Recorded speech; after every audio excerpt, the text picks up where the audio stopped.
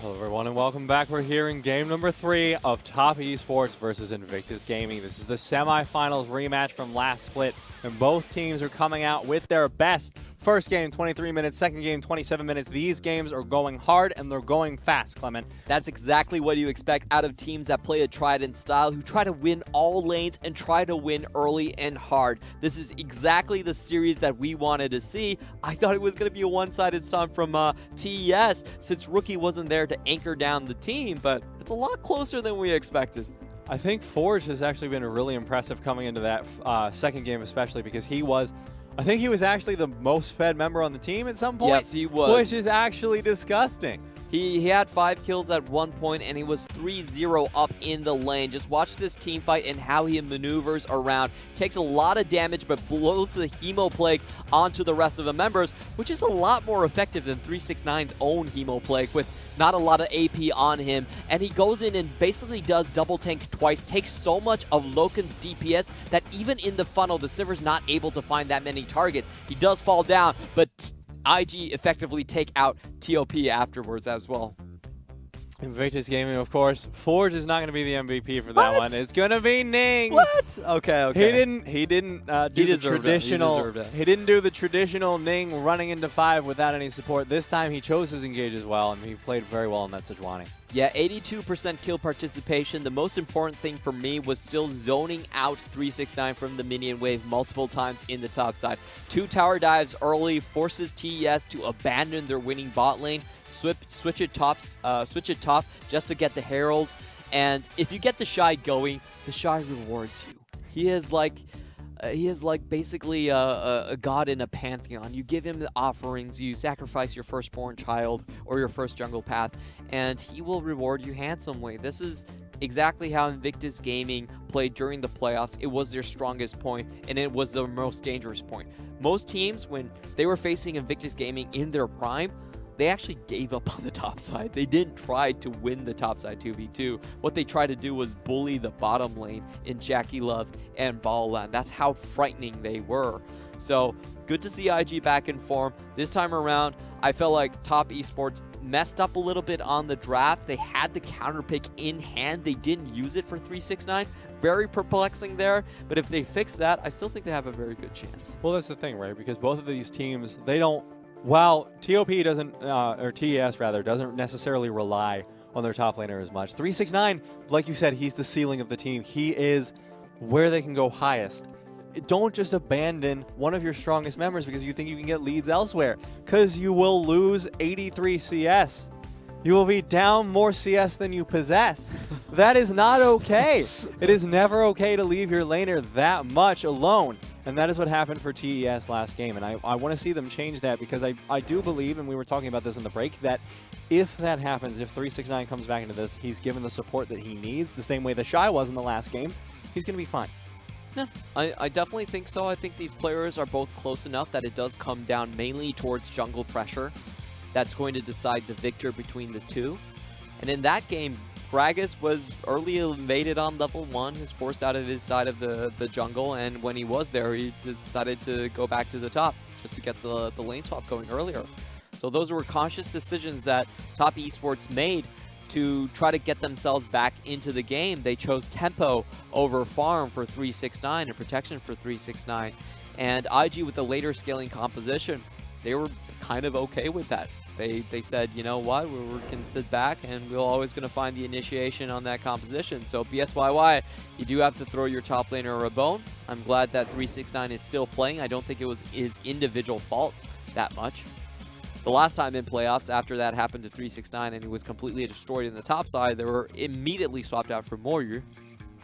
I think one of the problems there as well was that for 369, well, first of all, he just wasn't given resources at all. But I think TES, as a whole, that game, you draft the Jace, you look for early lane dominance, right? That's what you're looking for. You're looking for some sort of lane presence. You're looking to win in all 3 lanes. The Jace didn't really get anything done, and you didn't have a fallback strategy at that point, because Knight just ended up building Maw of Malmortius first into Black Cleaver. What are you going to accomplish with that Jace build? Because you have nothing. You don't have the damage for sustained fights. You don't have the damage for poke. You don't really get to do a whole lot of anything. So at that point, your draft has left you out to dry. He basically messed up early game. That solo kill where he tried to tank 5 minions and then died was a real swinger. Well, that was the second time that he died to Forge, too. Yeah, I was looking at his rune choices, and he brought Tenacity, and I don't think he brought Cleanse. Did he bring Cleanse that game? I don't think so. I think he had Ignite because of the 1 versus 1. Yeah, he had Ignite. So I don't think he can do that in that matchup. That was very risky, and let's be honest, Tenacity Legends is not going to keep you alive. Cleanse will. I mean, especially not in the early game. Later stages of the game, maybe it'll help a little bit. But even then, if you're dealing with a CC from a Sylas, there's more than just the CC you got to worry about there. Yeah, there's also the Sejuani. Yeah, so. there's the whole damage thing that they have to worry about, and that didn't really happen. So for Top Esports this time, there's a whole lot I want to see them change. There's a whole lot I want to see them mix up. Whereas Invictus Gaming, if they just do the same thing as they did last game, they'll just win. Yeah, I honestly think current state IG is not really consistent in most of their lanes. So as long as you can shut down the top side, you have a very good chance of winning. I love what IG did here. They do have side selection, so they're taking away the counter potential that 369 has. 369 might be walking into a very similar situation where he has to blind pick in the face of TheShy. Ooh, now Aurelia's one I want to see, because 369 actually was the most banned Aurelia player in the previous split, and he has never lost on the champion. Well, we don't want it to be the first time there. So 369, or rather TES, are going to pick this one up. Oh, unclear. Baby, here we go. It's unclear where it's going, but we're hoping towards that top lane. All right, what I want to see is TheShy Jace versus 369 Aurelia. 2 undefeated champions. 2 of the best top But do you laners. think TES are going to give away the Jace? They have this rotation here. Invictus Gaming already picked up the Lux. They picked up the Sylas. It's really interesting for me to see that IG actually ban away the Sejuani themselves. In the TES system, the Sejuani is basically the same thing as the Gragas. Like, it's interchangeable. They don't rely on team fights that much, so the team fight edge that Sejuani gives you doesn't really exist for them. Now here's the big pick where they do have to decide on either the Jace or what else is left. Akali is still up, but they haven't been big fans of it. I think they hold on to their solo lanes. Yeah, they hold on to their solo lanes for extra flex potential, and they go for the Tahm Kench instead. Now, Tahm Kench does open up opportunities for Tahm Kench Sona. Another lane we've been seeing a lot is Tahm Kench Xayah, but doesn't matter. It's Yuumi, baby. Yep, the cat is back out of the bag, and this means that TES have, well, they have the counter of the matchup that they were running in game number 2, because it looks like Invictus Gaming are going to be looking for the Lux Sivir, locking that one in. So now LokeN and Ben have to play against the lane that they were playing last game. What I really want to see is Yuumi Pyke, because that will actually destroy Lux Sivir if they get it. Very strong gank potential, very easy to snowball early, and we've been seeing G2 and Griffin run it as well. You can have an invisible prowling projectile heading your way. Of course, you're going to get the notification from the camouflage on Pyke, but it's still very difficult to deal with. So if Top Esports have that in their bag, this is the time to show it. But the question here from me, Clement, is have we seen that capability from LokeN to play these off-meta 80 carries as much as we could say someone like, I believe it was... Y4? Yeah. Not really. He's been pretty much squarely into the marksman camp. And that's maybe a little bit scary then for this bottom lane matchup. So we want to see the Pyke ideally, the Jace ban coming out of TES. So they don't want to see the matchup that you do. Aww. So TheShy is not going to be able to pick up his undefeated Jace. But given that Top Esports no longer have, or potentially do not have the option to go for the Pyke, what would you rather see instead? Oh, Ning going to be able to pick up his Kindred here as well. Oh, interesting. The Kindred is one of those pocket picks that that Ning always saves, but it doesn't actually have a good matchup against Gragas, so I'm a little bit surprised here. The thing that Kindred is best at is, I think she's the best champion at mid lane ganking because your range and you can easily apply the red buff. So maybe what they're thinking is that, hey, Forge had a great game 1, the solo kill against Knight worked out well. Let's try to continuously gank for that. And Top Esports are forcing themselves into a more later stage scenario with the Yuumi plus Ezreal. This doesn't start out great in lane. You lose lane priority quite easily. And please no, please not. So Clement, okay. you're clearly unhappy about that pick. Why is that? I just feel like it's a later scaling pick, and you're giving up a lot of early potential. Like, think about a roaming Sylas and a roaming Kindred. Your side lanes are not going to survive that. I don't think they're going to place it top lane after what happened in game 1.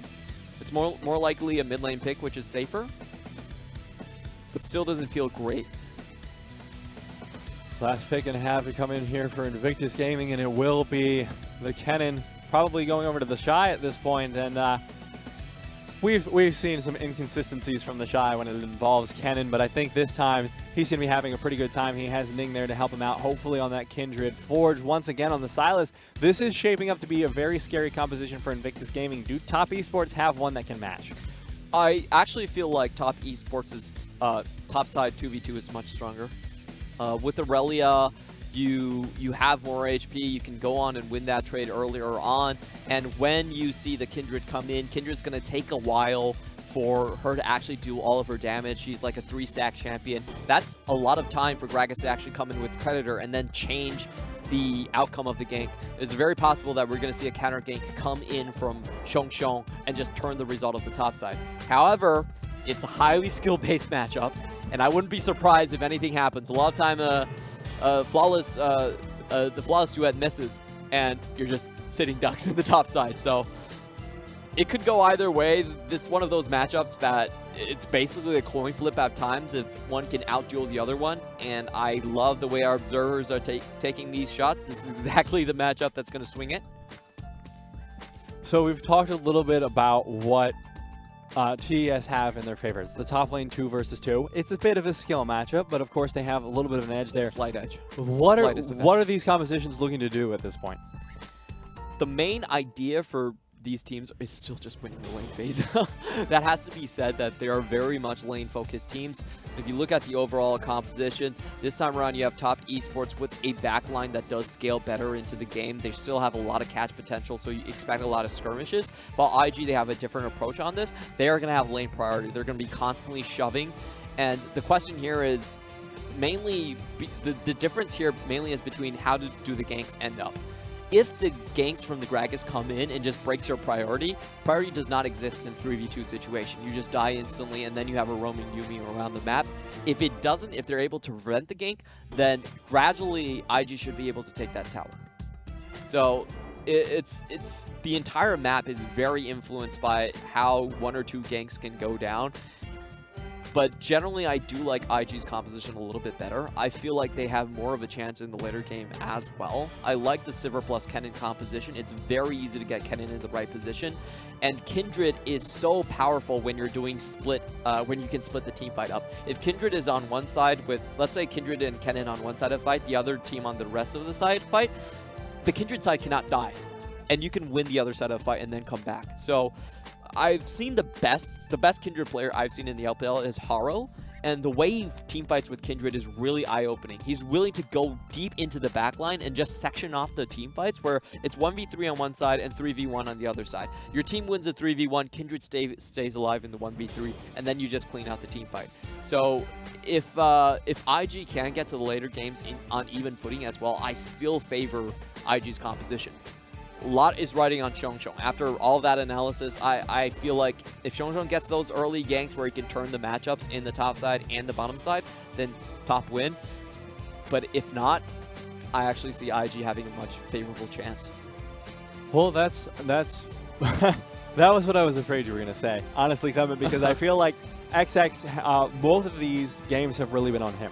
Yeah, from the side of TES, and that is a lot of pressure to put on the jungler. Of course, if you're going to put a lot of pressure on anyone on this team from TES, knowing what I know of XX, he seems to be a very positive player. Not quite Doimi level, but he was not necessarily. Well, he was. Let me put it this way: he was in trouble for being a little bit too happy-go-lucky before a series before. So I don't even blame him for that game. That game right. was so over. Right, but I would say that if you're able to recover from that, if you're able to suffer through the pressure, it would be that kind of person. And hopefully, with XX's capacity, oh my God, that is a giant JakeyLove.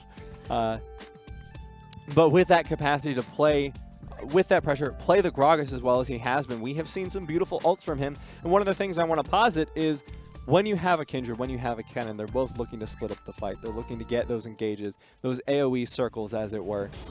Gragas can just knock you out. Yeah. Gragas can just straight up ult you out of the Kindred ultimate, and then if you're able to find a pick, you know, you could maybe just have the Ezreal knock them out as soon as they get knocked out. There's a Q, there's a Prowling Projectile as well. Whoever got knocked out is dead. It's incredibly easy to get a gank off. When you're on the blue side, you're playing Gragas, you can go over the Dragon Wall, and the red side is shoving in. They're going to have priority, they're going to be very close to your tower. Lux has no escapes, you have Prowling Projectile that's going to put a slow on her easily. As long as Sivir doesn't spell shield it, you should get that slow quite easily. So it's a situation where IG's bot lane actually has to be very careful when they're trying to get this tower down. I do expect the build to be something like the just the fleet footwork into the teleport build where you're constantly shoving in, even if you die once, which might happen. I think it's a very high chance that you're going to die to a blue side Gragas. Then at least you can instantly teleport and continue the pressure down in the bot side.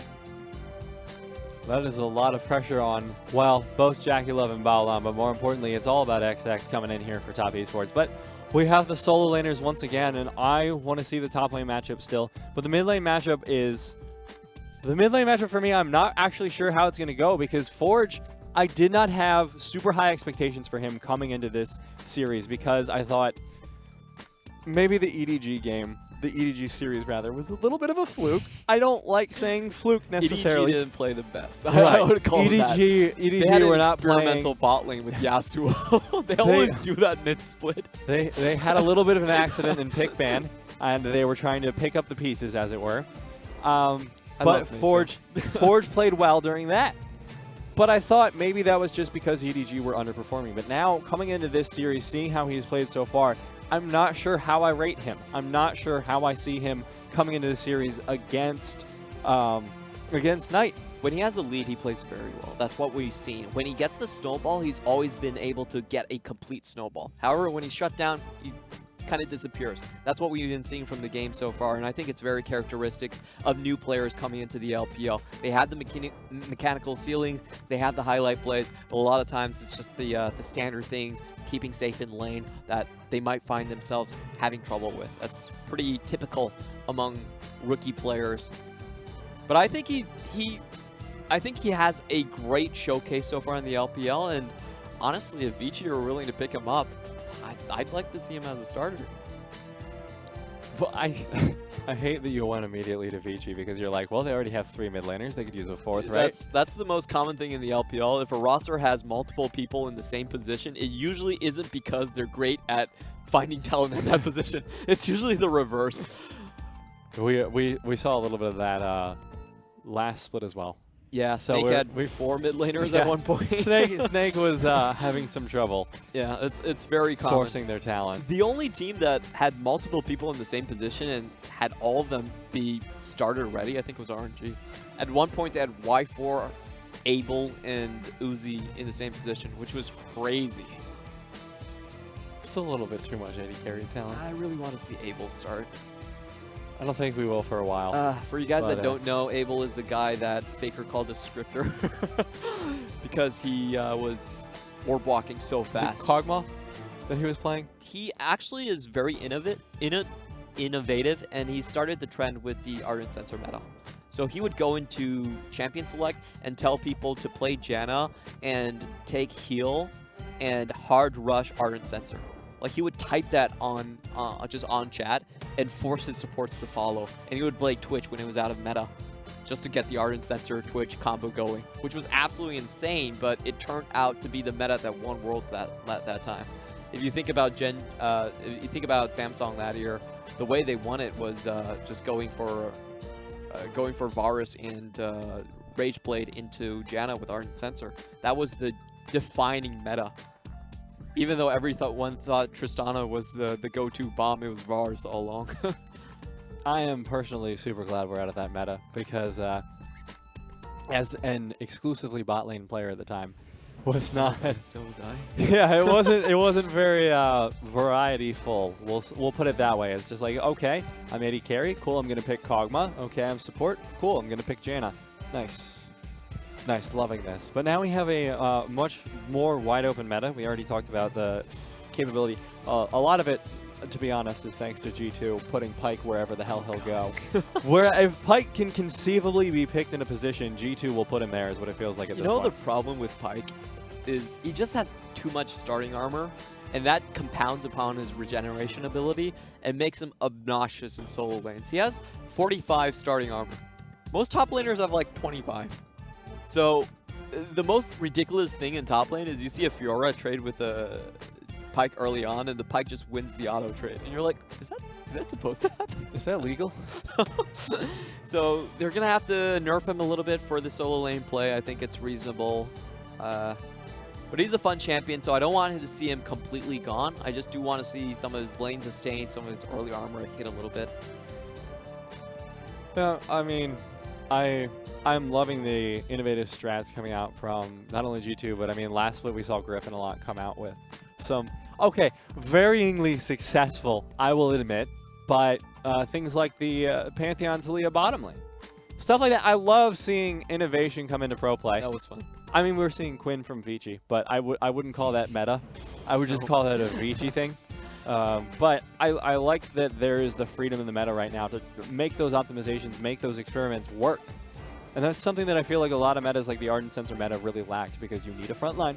Yeah, there's a lot of lanes that are wide open for interpretation. Currently in the meta, I feel like both of the solo lanes are actually quite wide open. The top lane, you can play pretty much anything. Conquer's still a little bit too strong, so we're not going to see tanks for a while, but the variety there, we've been seeing Yorick. We'll tell that to ADD. Yeah, Mundo. Sorry, ADD, Poppy. And Sejuani. Yes, and Sejuani as well. Solo lanes are wide open. I think bot lane needs to be retuned a little bit. Sivir is still very dominant in the meta just because with the push and how strong Essence Reaver is as an item. Kai'Sa is an interesting one, LPL favorite, but not great win rate, not great results, and kind of dying down in the other regions, which I think is perfectly reasonable given how important lane priority actually is. Well, I think in the LPL too, a lot of it is about, we have absolutely insane 80 carries, because I tried making like a tier list and I'm like, hey, this guy's pretty good. How does he stack up? Not great. Okay, this guy's really good. How does he stack up? Oh, okay, bottom 4. Cool. I think we have maybe 1 or 2 80 carries that I wouldn't say are like really good. Yeah, as we like had a baseline. we had that list from Reckless last year when it was closing in on Worlds, where he had Uzi and SMLZ, Uzi above him, SMLZ on the same level, and iBoy I believe he put iBoy slightly below him, which was pretty much my chart as well going into it. But now we have a new generation of 80 carries. Puff, Uji is one of them. Asura is one I really like. Yeah. I think Asura has actually been underrated. Gala as well. Oh yeah, Gala. In the same token, I mean, I feel like both of them have been underrated. Well, Gala maybe less so because there are less shining stars. Yeah, it's hard to rate a team that doesn't win. Yeah. That's always the trouble with the like, new wow, talent coming into the Gala league. must suck, but you actually watch him play and you're like, damn, Gala's pretty Kramer good. in the established talent. Yeah. I think Kramer is, LGD is just underperforming. Yeah, they got hit really hard. 3 members leaving the team at the same time. It's really hard to look at teams in the LPL right now and figure out where they're placed, because a lot of them, it's just like, I feel like you should be doing better. I feel like I'm disappointed in you, LGD. I was really feeling you. I think Kramer, you know, we make the joke about Kramer like hard carrying the team, but sometimes it does feel like that. It does feel like that's what he's working on, and it doesn't always work out for him, which sucks to see because he is such a talented player. He is such a fantastic 80 carry, like we said last split, you know, first in solo kills. Yeah. Such a weird stat, but like 8 solo kills as an 80 carry, hell yeah. Tier 1, I would say you still have Uzi, iBoy, Kramer, JakeyLove. Those are the big 80 carries you'd be looking at. You have a Tier 2, SMLZ, Puff, Uji, Asura, Gala. It's really hard to think of a team that doesn't have a good bot lane. Like, that's one of the first things that happened in the LPL is if you don't have a good bot lane, you just don't exist in the LPL. Yeah. It's natural evolution. You get eliminated. I mean, that was one of the things I was trying to rate supports as well, and I'm just like, they're all good. What the? Okay, there are a few I less good. Yeah, there are a few that are questionably good. There are a few that frustrate me sometimes when they pick Veigar.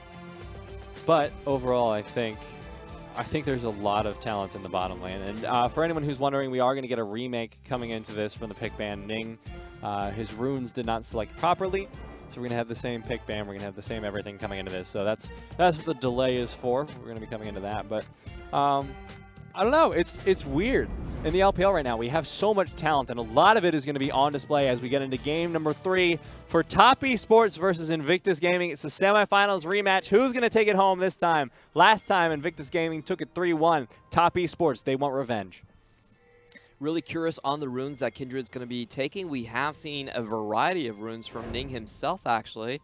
A lot of times he brought the Press the Attack, and also Hell of Blades was another consideration. You get the stacks a little bit faster. It will be Lethal Tempo this time. Good team fight selection as well.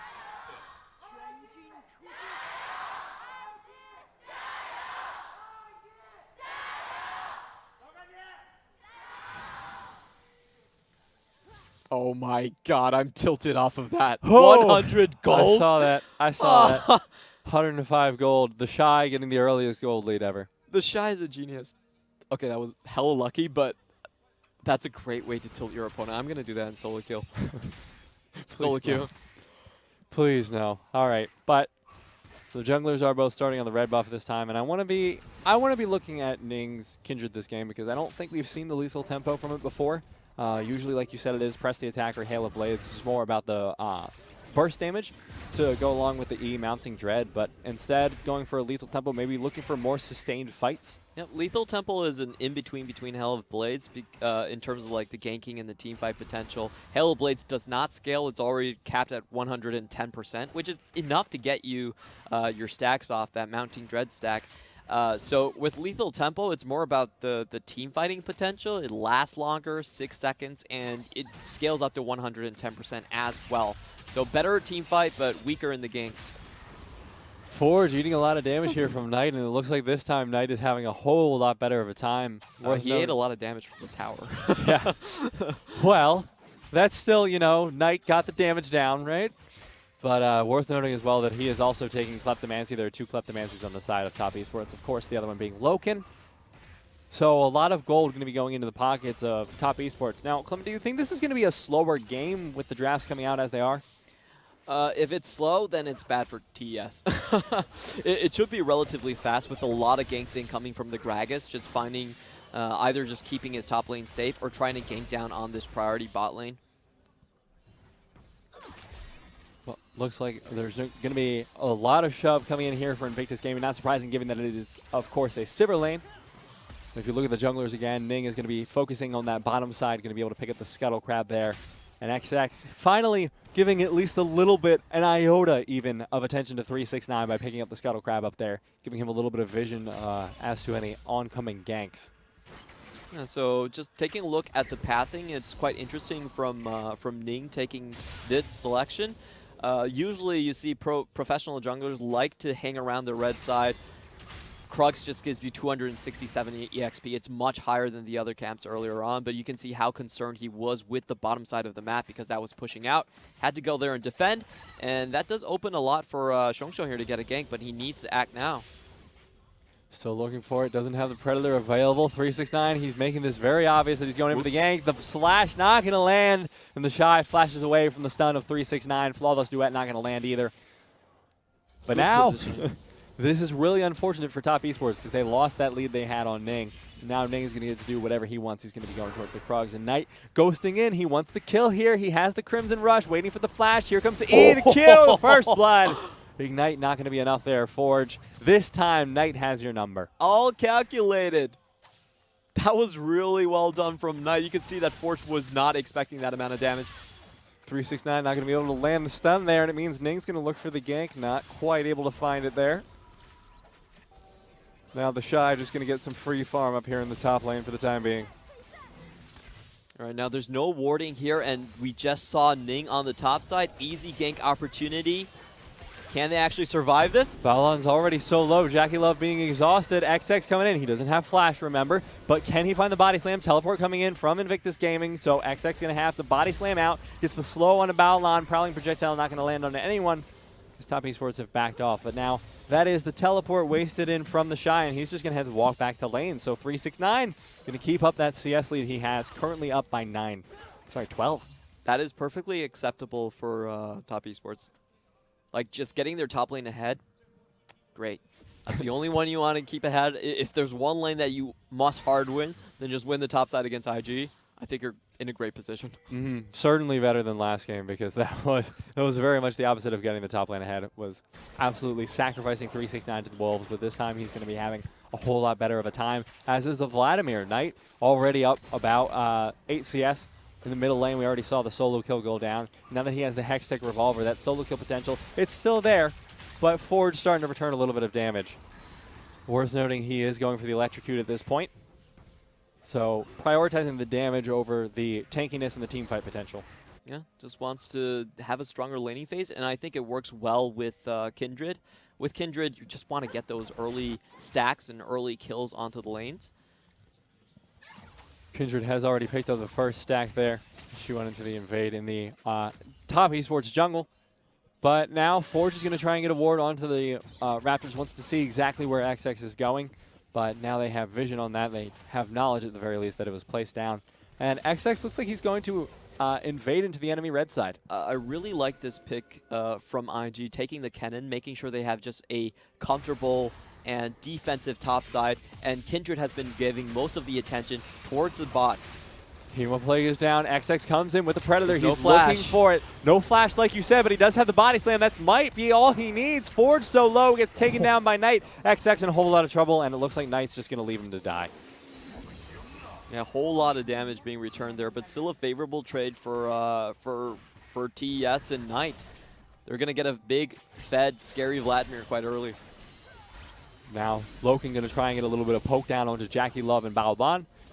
Should be able to find it. And at this point, Top Esports are looking so much better than they did in game number 2. Game number 1 was definitely early game favored by them, but that had to come off a level 2 gank. This time it is just coming off the strength mostly of the solo lanes there. Knight getting the solo kill early, then a little bit of help comes in from XX. And now he's got the Proto Belts already, and Forge just has an Amp Tome, Dark Seal, Doran's Ring, Corrupting Potion. He is buying every little thing he can find. He is insanely far ahead in the matchup at this point. This is one of the rare situations where you're going to see the Vladimir get full control of the lane. It could impact Kindred a lot as well, and if they're able to push the vision outside of their own jungle, it's going to give Gragas a lot of good ganks.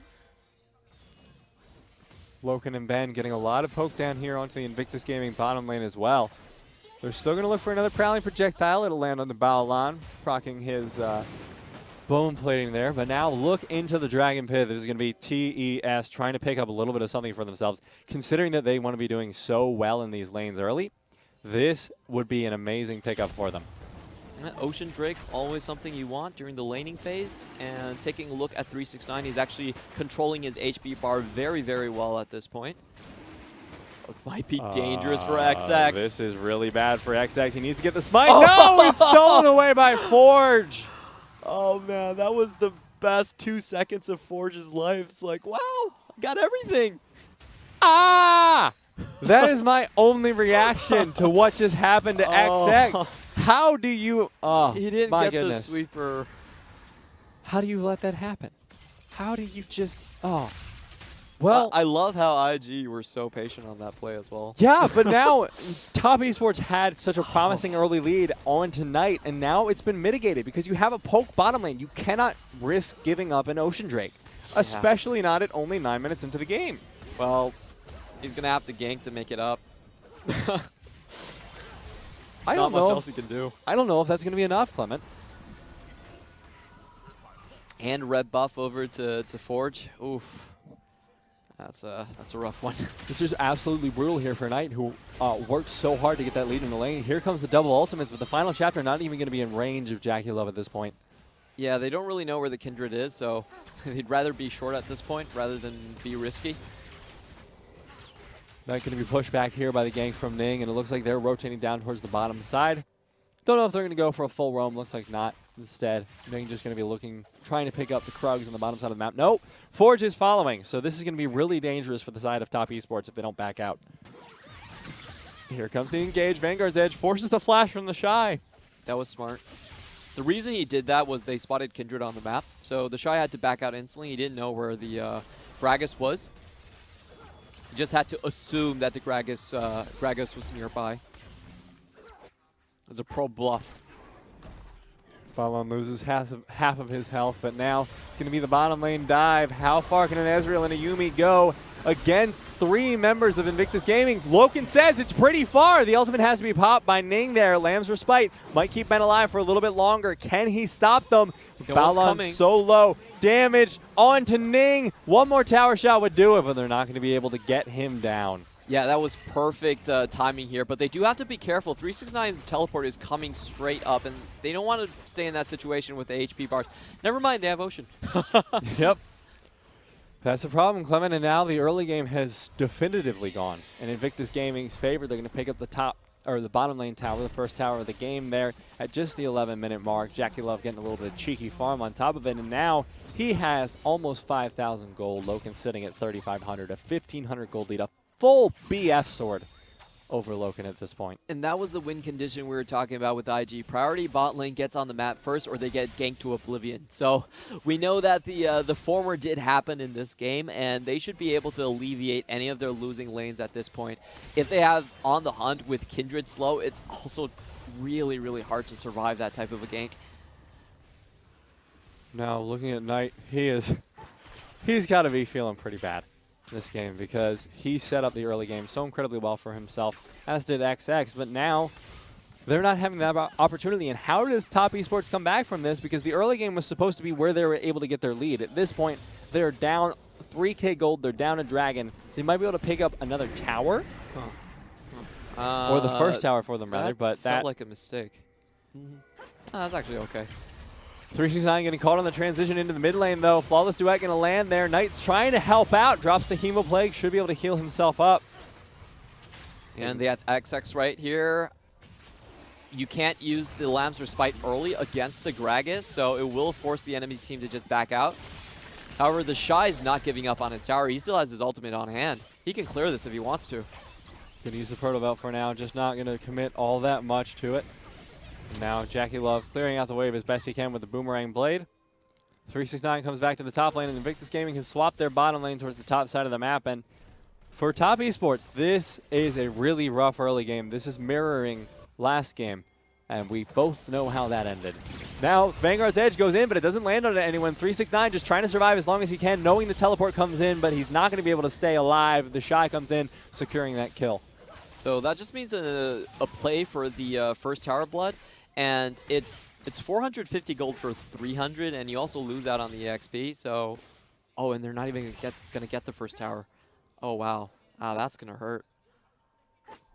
I could understand him sacrificing his position just to delay it and get the bot lane the first brick gold, but if it doesn't even happen, I'd actually rather just pick up this wave. Unfortunate for him now, he's going to be able to pick up that bottom side tower finally.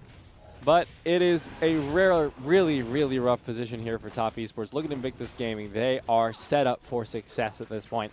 They have the Proto Belt already on TheShy, plus the Oblivion Orb to give him a little bit more Magic Pen. And if you look down onto JakeyLove, he already has the Essence Reaver prepared for himself. Oh, but this is a good dive in by 369, trying to find it, flashes away to safety. Ning in a whole lot of trouble. Might be Knight picking it up, but no, the Lamb's Respite is going to save him. Now Forge coming in, trying to get some damage. He's going to land the Abscond on a Knight, but not going to be able to find the kill just yet. Steals the True Shot Barrage, but won't find a kill with it. Good dodging there from Knight, getting out of 2 ultimates, and now they have a chance to chase down Baolan. Oh, here comes the flash in aggressively. That's going to be the final chapter, the final nail in the coffin for Baolan. So they will lose one off the back of this for IG, but they are still at almost a 4K gold lead. Yeah, still a large win here coming in, but Forge needs to be very careful. He could still be chased down. And they didn't get the shutdown gold onto Ning, which is quite massive at this point. Forge, I really wouldn't stay here. Yeah, no, he's going to get spotted out there, so he's got to make his beeline back towards safety, towards the tower. Meanwhile, on the top side, Ning is there to try and defend this. Man, we thought being EDG's top laner was bad. You know, for an organization named Top Esports, they really just are ignoring the hell out of that lane right now. That's why they changed to TES. The Elder Scrolls, we disappoint you with every release. No. Top Esports have been doing incredibly well so far this split. They're currently 3-0. But this might be the first series they're going to lose because Invictus Gaming looking to find Knight. No ult on Ning, like you said. Hemoplay coming in. Can he find the Q? Knight going to pick up the shutdown onto Ning. Now Forge chasing down onto Knight with the stolen Hemoplague. That's going to be enough. And now Ben in a whole lot of trouble as JakeyLove and Forge take it down. Forge going to get the double kill there. Can't really beat Sivir on the map at that point. Still a good kill for Knight, but he is going to give over a big bounty gold to Forge as well. So I still think IG had a far better side of the trade. 2 kills plus bounty. Lots of tower priority as we're seeing right now. Oh, look at that Sivir gold. Yeah, that's disgusting. 1,173 extra gold on JakeyLove as compared to the rest of the map from those turret platings. Of course, both towers in the top end bottom lane taken down. I think before the 14-minute mark is what that means. So really unfortunate here for for anyone but JakeyLove, I should say. I will say, however, top esports are still in striking distance. This amount of a gold deficit is fine when you have the Vladimir on your team, who's doing very well. So I think they're still in strike. They can still hold on. It's going to be up to IG to shut down the Vladimir a couple more times. They don't really want to see this Vladimir farming up. Now top esports looking for a pick onto TheShy here. I don't know if this is a smart decision. He still has his ultimate and his flash, so I'm not sure what they think they can find here. Guess there's one way to find out, Clement, because the body slam lands, and they should be able to pick up the kill, actually. I underestimated their damage by a whole lot, but XX underestimated how dead he was right here. 369 has to find his way out, sacrificing the jungler once again. There's the slow. XX makes it out, but 369, will he be as lucky? It looks like JakeyLove is coming up as well. He's just going to try and split push the wave. I respect that. Just get as much gold as you can. Maybe try and get some tower damage. That's exactly what he's going to do. Just going to waste the time. There's 3 people after him, so they're actually going to get a lot mid lane. Yeah, 369 wasting a whole lot of time here. He's just going to jump into the wave as well. JakeyLove trying to find this one with the boomerang blade. Dodge. He will. I got the W. Oh! W going to stall him out a little bit more. The Defiant Dance. That was so worth. Yeah, anytime you can stall the enemy team like that, generally, if your team knows what they're doing. They did a lot of damage to both of the outer turrets in top and mid that point for TES, so it was kind of funny to see face check into Great Escape, but TES comes out slightly ahead. Only so slightly, Clement. Now, JakeyLove as well. Look at his items. He has picked up the Infinity Edge and the Essence Reaver. He is just absolutely massive at this point, and it's just 17 minutes into the game, almost 18. That's what you do when you have fairly certain he has the most gold in the game. 1K gold lead just from turret plating, yes sir. Yeah, he's got double buff too, so there's no way you're going to be stopping this Sivir at the moment. That should be the mid lane tower going down at this point. JakeyLove throwing out a boomerang blade, but luckily LokeN does have the Iceborne Gauntlet, so he's going to be taking a little bit of reduced damage from the Sivir, but that's his only saving grace at this point. The interesting thing about this 1-3-1 that IG are setting up is they don't actually win it. Like, the top lane should be in favor of Knight, and in the mid lane, they have to be in very close proximity for Ning and JakeyLove, or else he's just going to get chased down and instantly killed. So, interesting 1-3-1 being set up here, where the team that's initiating and has the lane priority actually can't win out on the lanes, can't beat the other 1-3-1 that TES are setting up. So this actually gives TES a lot of kill threat throughout any of these lanes. I do expect IG to play a little bit more passively around these side lanes, or Kragus can find his way back in the game. Invictus Gaming now going to look to pick up that Ocean Drake. It'll be their second of the game.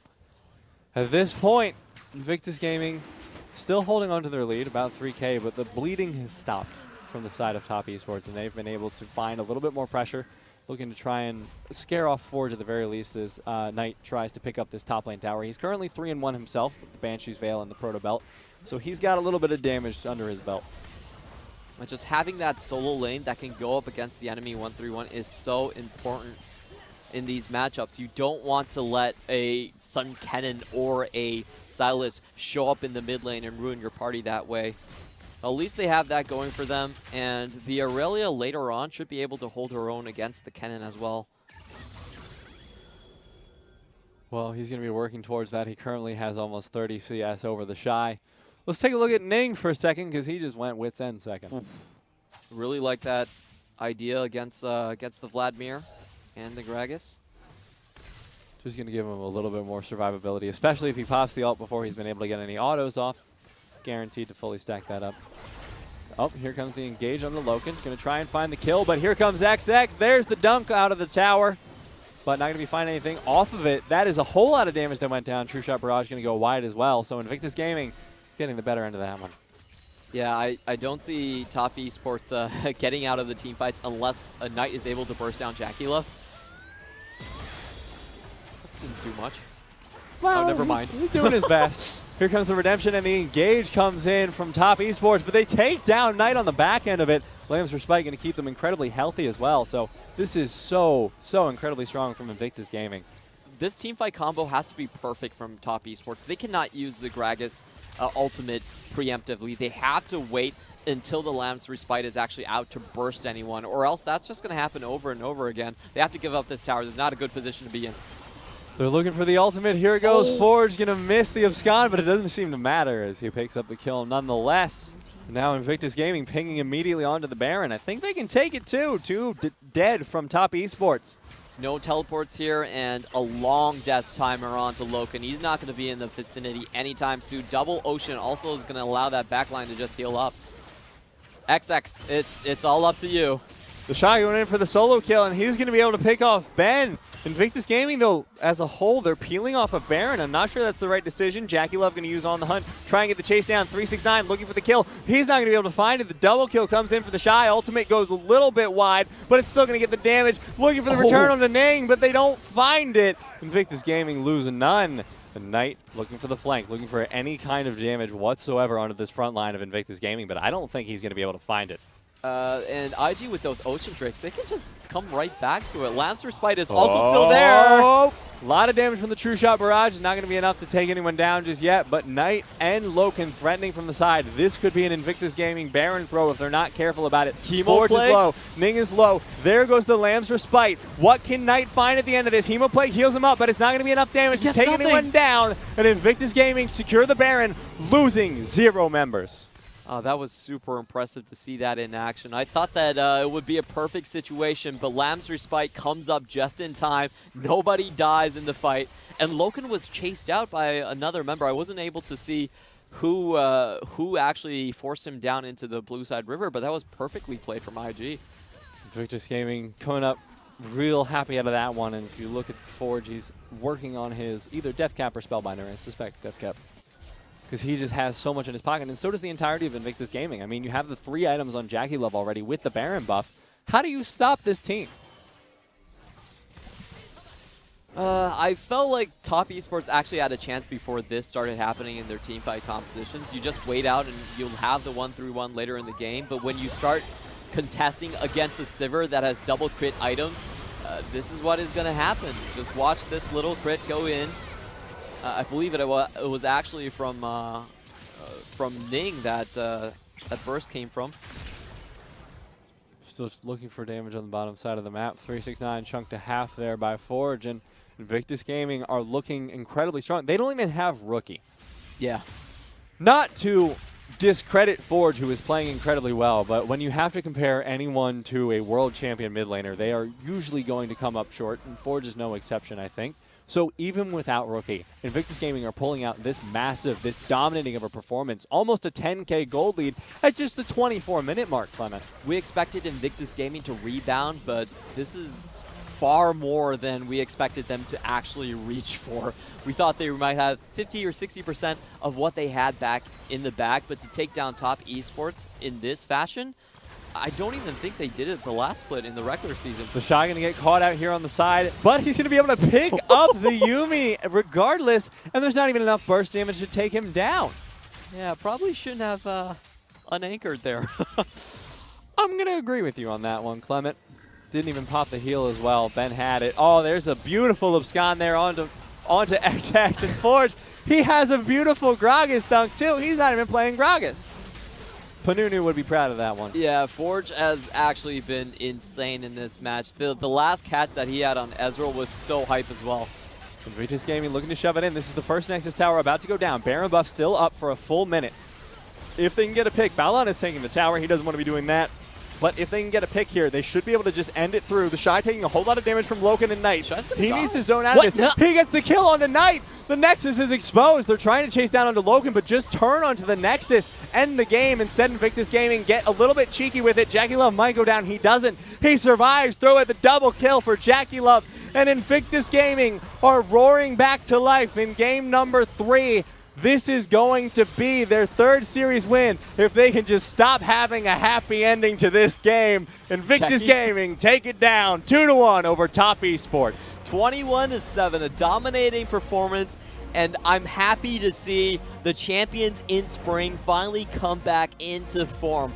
This was a clean series. That was actually the best that we've seen Ning in quite a long time. Coming out with the Kindred pick, something that he hasn't selected for a long time, but he found so many good opportunities in the bot side. Forge was working well with him, and I think they positioned themselves far better in the matchup with the draft that they had. There was just more outs on IG's side.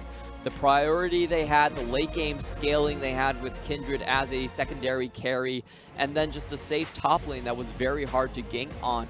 On TheShy, it was a fairly solid composition, while on the other hand, I felt like Top Esports had to make a lot of things happen to enable their own composition. So IG just showing themselves to be the Trident that has more cards in their bag. They have more outs, more ways to win the game when it goes later, and Top Esports is still that younger version of IG trying to chase after the elder brother. And I feel like a lot of this for Top Esports, this should be a learning experience for them, because I don't think anyone should feel bad about going to an Invictus Gaming that looks this good. However, there are some things I would like to say that TES need to work on. I think primarily the draft in game number 2, or rather the way it was played, was kind of problematic. You have 369, you have this incredible rookie top laner. He's 17 years old. He has little experience, but a whole lot of talent. Can't just leave him out to dry.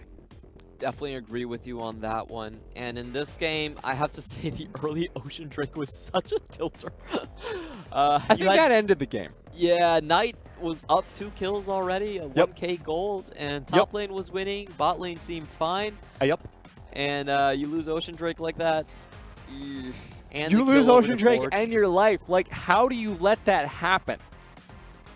I know how you let it happen. You didn't sweep the wards, and then Forge just came in, which was a beautiful heads-up play from him to give him all the props he deserves for that. They were trying to sneak that. They didn't actually have priority in the bot lane. It was just a pure sneak from Shongshong, and he paid the price.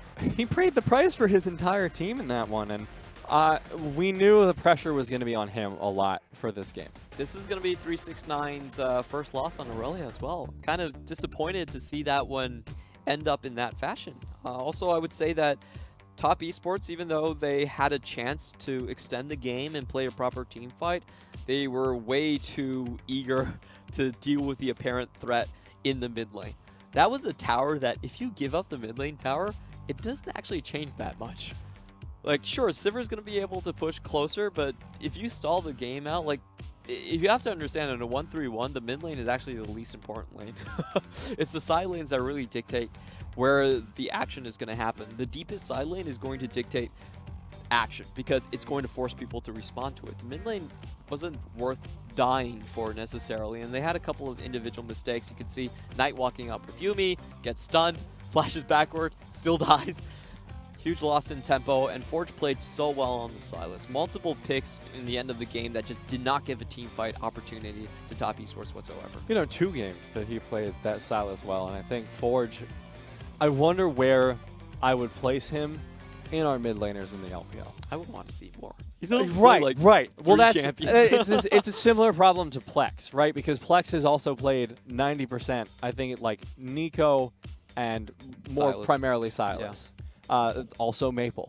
So, like, there's a lot of mid laners right now who have only played basically Nico Sylas. Yeah. But for both Plex and Forge, I would say that those two are the most egregious case of that, because Maple we have last split to look on. I think he looks better this split, but we do have last split to reflect on, whereas Forge we have no reference. We have the LDL, we can look back on how well he did there, but the level of competition is so much lower than it is here in the LPL. so much higher. Right. It's higher. I'd be surprised if LDO mid laners on average are better. Yeah, it's much higher skill here in the LPL, and that's the fact that Forge can not only hang with that, because when we see some mid laners come into the league, like Snake last split, I think we were looking at Mala and Andy, and we're just like, just survive. The most important thing for me is that it means that IG don't have to start from the lower brackets when it comes to playoffs. That means they have a far higher chance to just go out on #1 or #2 seeding, and they can skip the entire regional qualifiers. Because if they go in and they have to play from round 1 because they had a bad regular season, then the chances of them going to the regional finals, showing their hands, becomes far higher, and the tilt factor starts to go in. But right now, if you can keep a good regular split, you can get that finals. You're basically guaranteed to go in just on points alone. So that's the difference for me. The more games Invictus Gaming plays, the higher the chances that one of them is happy. And you can't have that coming into the group stages. That is just something you don't want to have when it comes time for Worlds. But just give Rookie his break, have him come back, and you know, full reset his mentality and everything like that. So I think it's a good reprieve for them. I think even honestly, this is looking way too far out for us to say, but granted, Rift Rivals is 2 or 3 weeks away, give or take. Yep, we have it on July 4th, I believe. Yeah, so it's happening. Looking at that, America Day. Yeah, I miss home. Anyways, if we look at that and we look that far out and we say Rookie, you know, still isn't playing, I think a lot of fans may be saying, oh, Invictus Gaming, they're hoes. There's no way. But I think that's an unfair mischaracterization, because this Invictus Gaming looks dominant. Yes, you don't have as good a mid laner as Rookie, but I think Forge, the fact that he can hold his own, they're definitely looking better than they were at the beginning of the split. I will say, in the Rift Rivals format, you're playing against SKT and Flash Wolves, neither of which of having the best time of their lives. So it might be quite a level playing field. Well, that's the thing, and that's all we want is that big W at the end, Clement. So I think, you know, in the group stages, I actually don't think it matters that much if Rookie is missing. So sure, they'll take a hit there, but I think they'll be okay overall. Yeah, I think Invictus Gaming are looking strong is the more important thing, and TheShy, I would say inconsistent. Having FPX at 3rd just feels like cheating. Yeah, a little bit. But it does feel like TheShy is alternating between out of form and in form, which is definitely better than how he was at the beginning of the split, which was just out of form every game. He's just getting a lot more tempered. That Kennen game, you could see that he was actually doing his best to avoid ganks, and he played a situation where he was on the pressure absorption side quite well. That teleported into the top lane, you get the kill, and you also get the top lane tower first brick gold. That was a smart play. That was a play that, you know, a lot of times top laner is just like, I'm going to die with my turret. I love my turret like my grandma, and I'm just going to stay here. So they're doing the right plays. The macro looked a lot cleaner overall, so I expect IG to be shaping up, to be prepping. And again, this is very common for MSI teams. They come back, they have to adjust to the meta and all of that. So you expect slow starts from them, and this is just a natural rebound. Feels like the good luck charm of Duke is starting to work again.